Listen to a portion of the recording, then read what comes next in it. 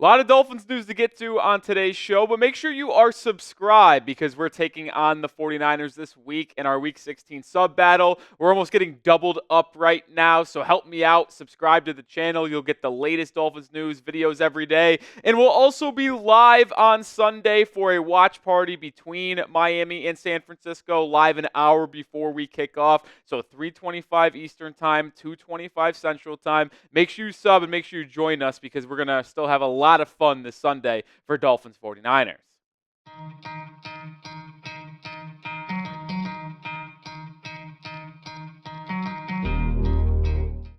All right, we got Dolphins good news and we got bad news. Conflicting, if you will. Prior to NFL Week 16, a lot of injury notes were dropped by Mike McDaniel and players themselves the Friday before game day as Miami does host the 49ers, a battle of two underwhelming 6-8 teams. And we'll start with the great news first, and that is on Terron Armstead, who said himself that he is optimistic about his chances to play this Sunday against the 49ers after missing last week against Houston and only playing about 6-7 snaps the week prior against the New York Jets. And it's imperative that he returns for the Miami Dolphins because he simply just has been a top 3, a top 5 offensive tackle in all of football. His PFF grades are outstanding. He is the second highest graded tackle. That is not just left tackle, that includes right tackles as well. 6th best in pass blocking, 5th best in run blocking, has only allowed 1 sack all year, and only 1 penalty has been thrown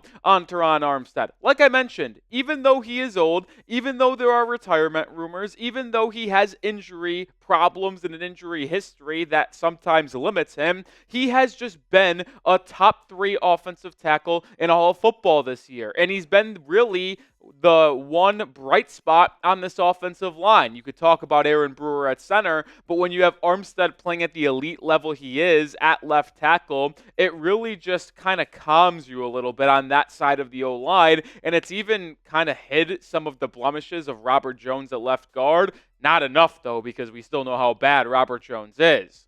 And it's very important that Terron Armstead is able to play. We talked about how much of a struggle it would be for Patrick Paul and Jackson Carman before the Houston game, where that showed true. Danielle Hunter and Will Anderson Jr. just absolutely ravished that offensive line. Well, the same could have happened if you were without Terron Armstead going up against Nick Bosa, who's one of the best pass rushers and one of the best defensive players in all of football. 7 sacks this season. He is always a threat to wreck your game plan. And if the Dolphins were without Terron Armstead and Kendall Lamb again, I would be once again scared shitless having to go up against a decent 49ers front led by Nick Bosa. And more on the Armstead injury, kind of an interesting situation. He was asked about what made him come out of the game against the New York Jets a couple weeks ago. He described the knee injury as a loss of function. Not even that much pain, loss of function. That is scary. And if you remember the videos we put out after that game showing pictures of Armstead on the sideline and the reason why we think he may retire after the season, that makes a lot of sense. He looked defeated. He looked almost ready to go to tears after he took himself out of that game. And if you feel like you have no function in your knee, yeah, that's going to cause that, which is why I still believe Terron Armstead may retire at the end of the season, which is a big blow to this Dolphins offensive line. But hey, that's why you did draft Patrick Paul last April in the 2nd round.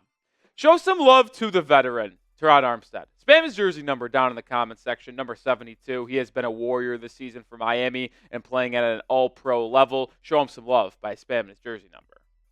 Let's flip it over to the right side of the offensive line for Kendall Lamb because Mike McDaniel labeled him as questionable for this game on Sunday, but also in Friday's injury report, he wasn't really limited on the injury status. So it looks like Kendall Lamb will be good to go for Sunday against the 49ers, which is huge as well. And I can't believe I'm saying this, but Kendall Lamb being fully healthy is unbelievably important. Imagine telling you that at the beginning of the season that in Week 16, you were going to have to rely on Kendall Lamb for massive snaps. Yeah, you probably would not be happy with hearing that statement. But with how bad Jackson Carman looked against the Houston Texans, I get it. He's going up against Danielle Hunter and Will Anderson Jr., 2 of the top 5, top 10 edge rushers in all of football. They happen to be on the same team. and it was the first time Carman ever played right tackle in his NFL career. He's been with the practice squad the entire season, just got signed that week due to the injury statuses of Armstead and Lamb. But man, oh man, was he horrific in that game. Kendall Lamb, I'm not going to say he's the best offensive tackle, but at least he doesn't look like Jackson Carman, who did not look like an NFL caliber player whatsoever. Let's keep the good news rolling here with Tua Tagovailoa, who is on the injury report Wednesday and Thursday as a limited participant with a hip injury. He is good to go. There is really no issue for Tua and his status on Sunday. And I want to shout out Mellow Seltzer for keeping me mellowed out and not really stressed over this. If you have any questions on Mellow Seltzer, hit me up on social media. Nic_Rohloff is my handle, my new favorite drink. But I was never stressed over the Tua injury, and I still am not. I don't think it will impact him on Sunday. Yes, we know he has had hip issues in his career at Alabama. Hasn't really affected him much in his NFL career, but I am not worried about this whatsoever. I don't think it will impact him for this game on Sunday against the 49ers. I expect him ready to go, and hopefully he has a much better game this week than he did against the Texans in Week 15. All right, we got the good news out of the way. Now it's time for the bad news. Jaylen Waddle and D. Eskridge are both listed as doubtful for this game. So 2 wide receivers likely not going to be available for this game, including your young, talented stud, Jaylen Waddle. This is not good, folks. This is not good. I am very, very concerned about the wide receiver room because when you think about what you have, Braxton Berrios and Grant DuBose are on IR.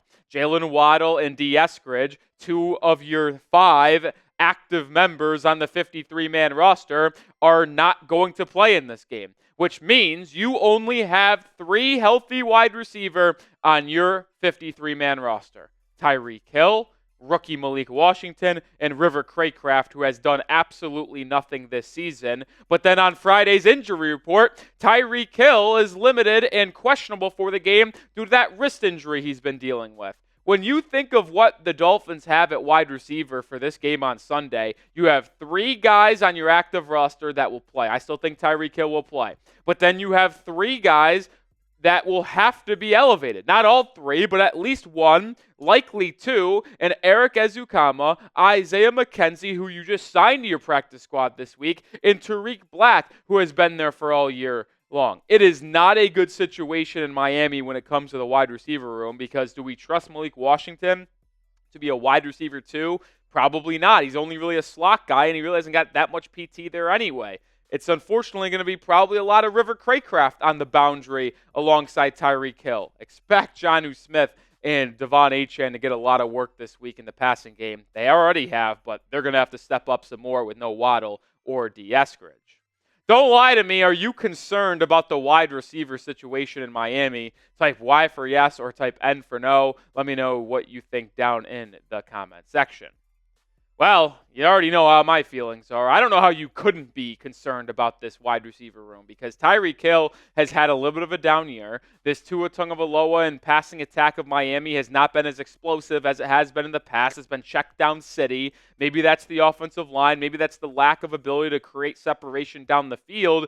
But when you think about being down Waddle, which is a massive loss, and you already have to go up against one of the best defenses in all of football. Yes, they are 6-8. Yes, they have struggled this season, but it's not because of their defense. This 49ers defense allows just 298 point yards per game.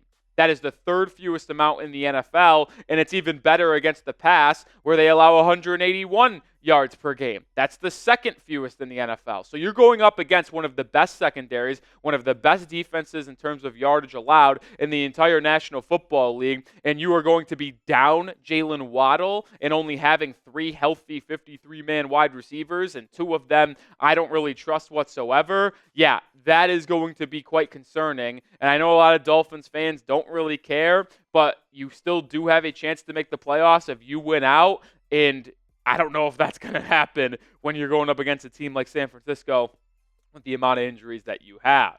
And we'll close out the show with some more bad news. Like I said, there was great and there was terrible news on today's episode. It sure doesn't sound like Bradley Chubb will return this week against San Francisco. Has yet to make his debut for Miami this season. Still recovering from that ACL, MCL, PCL tear that he had last year in Week 16 against Baltimore. And I don't think he's going to play again this week. Based off what Mike McDaniel said to the media today, saying that him and Chris Greer, Bradley Chubb, and Cameron Good will meet regarding their status, and says, during the process, we felt like Cam Good was ahead of Bradley Chubb. Optimistic we will see one or both when they're ready.